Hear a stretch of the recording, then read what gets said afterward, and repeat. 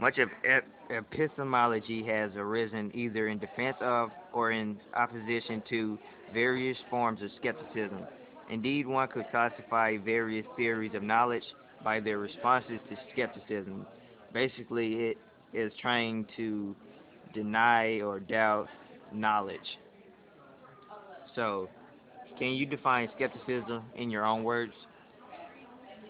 Skepticism is doubting a certain notion or any piece of knowledge at all, questioning it and trying to see what else is there besides what's given. Words.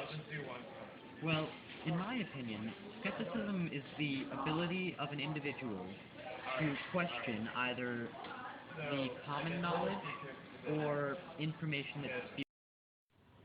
Do you think knowledge is really needed for one's responses in skepticism?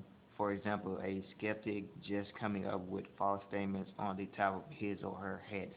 I think to make it a better point, to get the point across, you do need knowledge and true justified facts. But if you just kind of want to do your point without really knowing it, then you can just think of something and hopefully it'll work out. But you really need it to be true and convince people.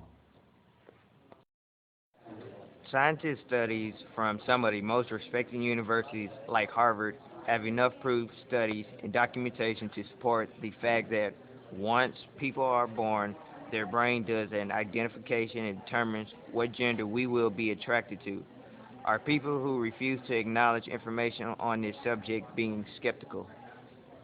Uh, I guess by definition they are, but not on really any grounds. It's really just kind of a lack of wanting to acknowledge more than really thinking that what the people are saying is wrong.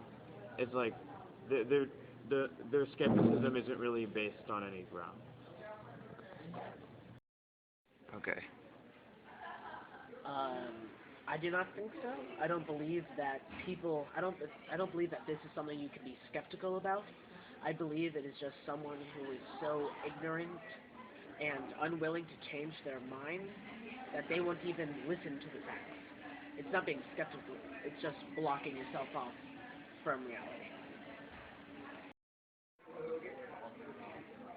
I was with this subject, I'm kind of on the fence between yes and no, because there are some studies that show that women who have repeated pregnancies and have multiple male children, the later male children are at greater risk of being born gay, but at the same time I believe that it's a lifestyle choice.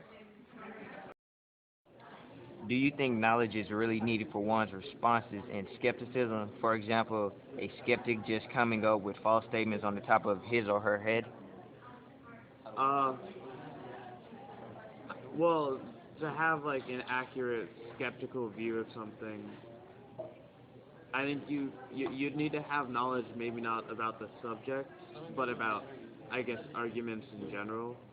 Like to be able to look and say, wait a second, the way you structured that argument is just wrong.